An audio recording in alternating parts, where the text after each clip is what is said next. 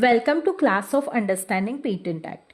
Today we will learn procedure for filing a patent application. So what is the procedure for filing a patent application? When filing a patent application, there are two options. First is provisional specification and second one is complete specification. Provisional specification means a provisional specification can be filed using form number 2. This gives the applicant 12 months to file the complete specification. If the complete specification is not submitted within this period, means the period of 12 months, the application is considered abandoned. Next, complete specification. Applicants can skip the provisional stage, means without filing the provisional specification, the applicant can directly file for complete specification using form number 2. What happens after filing for the complete specification? Publication. Publication means the patent application is automatically published 18 months after filing. If the applicant wants the application to be published earlier, they can request for early publication by submitting form number 9 with the prescribed fee. Then, after publication of that patent application, any person interested can file for pre-grant opposition on the grounds of pre-grant opposition. Means once the patent application is published but before the patent is granted, any person can challenge it. This challenge is called pre-grant opposition and it can be filed using form number 7A based on the grounds specified under the law. Next step is examination of patent application. So what is the timeline for requesting examination? The request for examination must be made within 31 months from the priority date. Priority date means the first filing date of the patent application. This deadline can be extended by 6 months using form number 4 along with the prescribed fees. Next, what are types of examination request?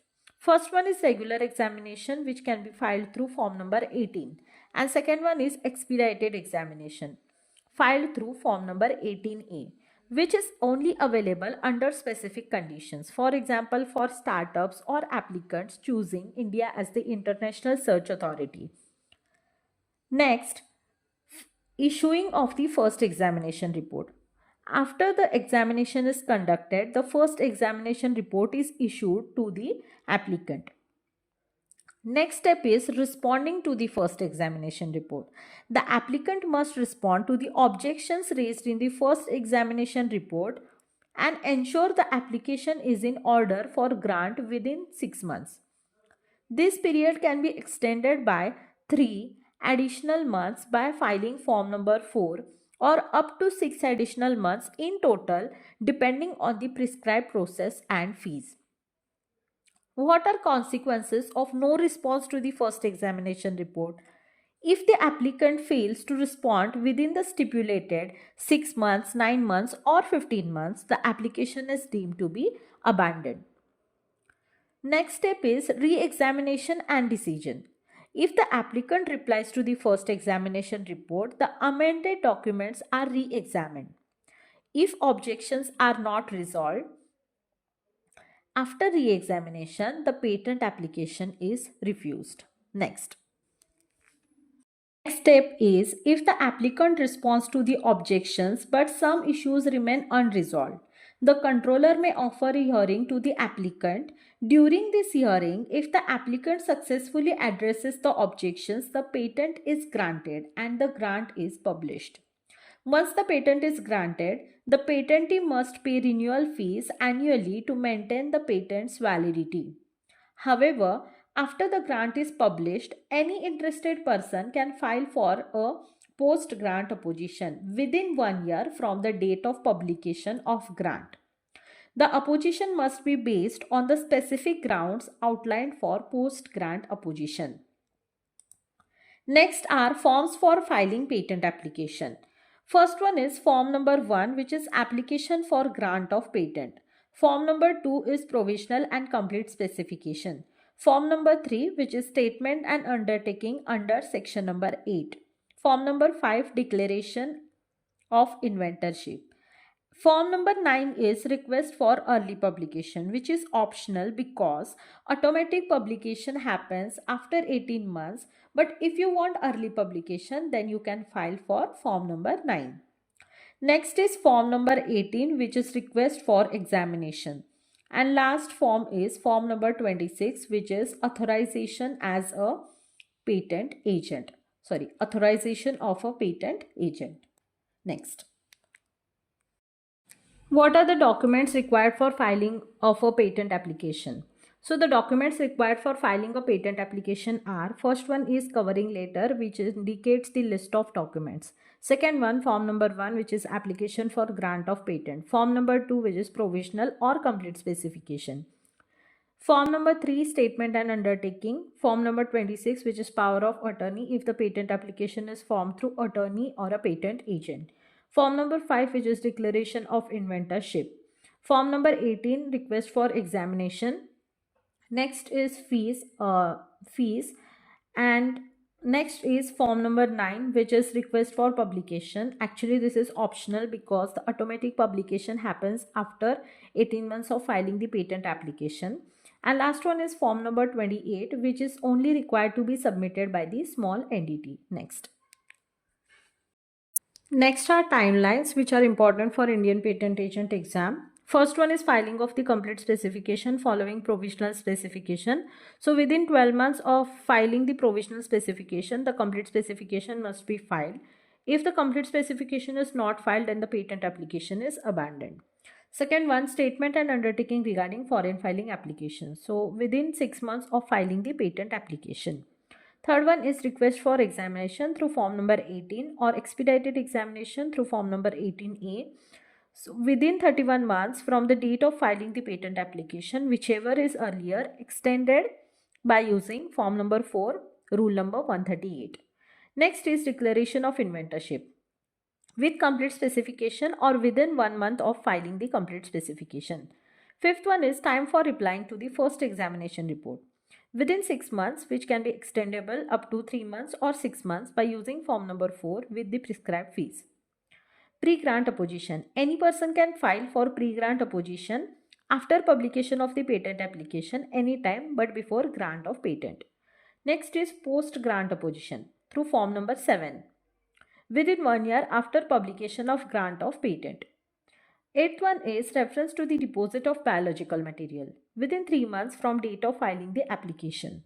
And last one is furnishing information relating to the working of patent through form number 27, section number 146. Patentee or licensee must file form number 27 every 3 financial year. And regarding use of patent within 6 months post period. And form number 4 can be filed for extension, and the controller may grant 3 months of extension to file form number 27. Next. After the examination of an application, objections are often raised by the examiner. Let's learn how to respond to the first examination report in case such a question arises in paper 2 of the Indian Patent Agent exam. How to respond to the first examination report, which is FER. When you get a first examination report from the patent office, follow these steps to handle it properly. First one is read the FER carefully. Go through the report to understand the examiner's objections and comments. Pay attention to issues about novelty, inventive step, or claim clarity. Second one is review the prior arts. Check the prior arts mentioned like D1, D2, D3, etc. These are documents the examiner thinks are similar to your invention. Compare them with your invention to see the differences. Third one, list the objections. Write down all the objections. Common ones are: first one is lack of novelty, means your invention isn't new. Second one, lack of inventive step, your invention is obvious. Third one, lack of clarity, means your claims aren't clear or precise. By understanding these points, you can prepare your response to clarify or amend your applications and address the objections effectively. Next. Here's a sample abstract of an invention which we will use as the basis to study how to draft a reply to the first examination report. Abstract of invention. The invention relates to a compact toothbrush designed to enhance portability and ease of use while maintaining optimal oral hygiene. The toothbrush features a collapsible handle made from durable, lightweight material, reducing its overall size for easy storage and travel.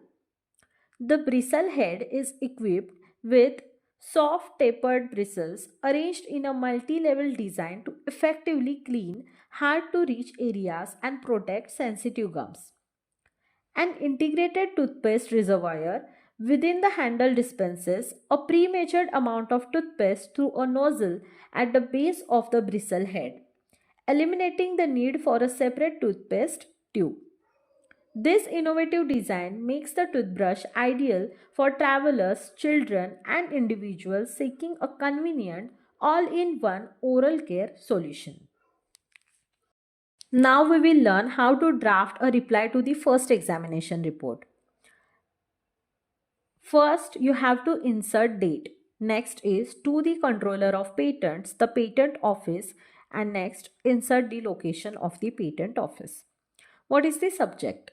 Subject is reply to the first examination report for patent application number. Means insert your patent application number. Next is respected sir or madam. This is in the response to the first examination report. Insert date for the patent application titled Compact Toothbrush with Collapsible Handle and Integrated Toothpaste Reservoir. We hereby address the objections raised in the report and provide the necessary clarifications and amendments to ensure compliance with the requirements under the Patent Act 1970.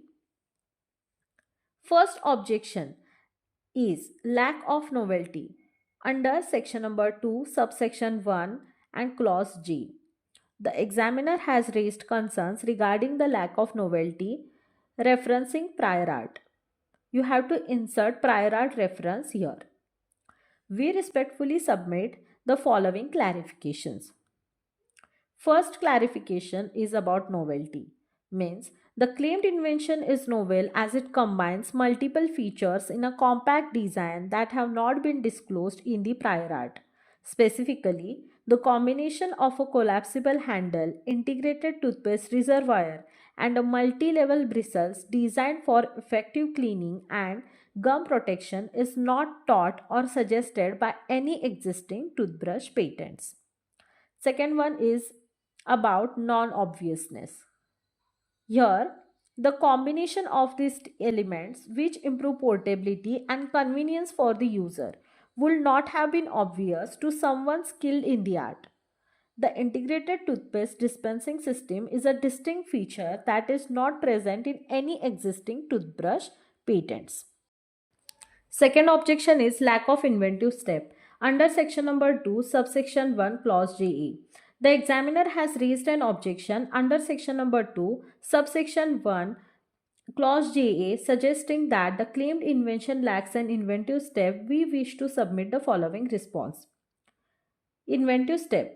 The inventive step lies in the integration of the toothpaste dispensing system within the toothbrush handle. This feature not only enhances convenience by eliminating the need for a separate toothpaste tube, but it also improves user experience, especially for the travelers and children. The feature of a collapsible handle also contributes to a compact design which is unique and non-obvious in the context of existing toothbrush designs. We believe that the combination of these features result in a significant improvement in portability, ease of use and functionality which is not obvious from the prior art. Third objection is clarity of claims. Section number 10, subsection 4. The examiner has raised an objection regarding the clarity of claims. We have reviewed the claims and hereby submit the following amended claims for your consideration. Claim 1 is a compact toothbrush comprising a collapsible handle made from a lightweight and durable material, a bristle head with a soft tapered bristles arranged in a multi-level design for cleaning hard to reach areas, and an integrated toothpaste reservoir within the handle dispensing toothpaste through a nozzle located at the base of the bristle head. We have amended the claims to ensure that the scope of the invention is clearly defined and to address any ambiguity. Fourth one objection is insufficient disclosure under section number 10 subsection 4. The examiner has raised an objection regarding the sufficiency of disclosure of the invention. We submit that the application fully discloses the working and functionality of the invention, including the mechanism of the collapsible handle, the arrangement of the bristles, and the operation of the integrated toothpaste reservoir. The accompanying diagrams further illustrate the invention's design and operations. Last is conclusion. Conclusion. We respectfully request to the Honorable Examiner to kindly reconsider the objections raised and allow the patent application to proceed to grant. We have made the necessary amendments to the claims and provided clarifications as per the examination report. Thank you for your consideration. Yours faithfully, your name, your address, and applicant or authorized representative's signature.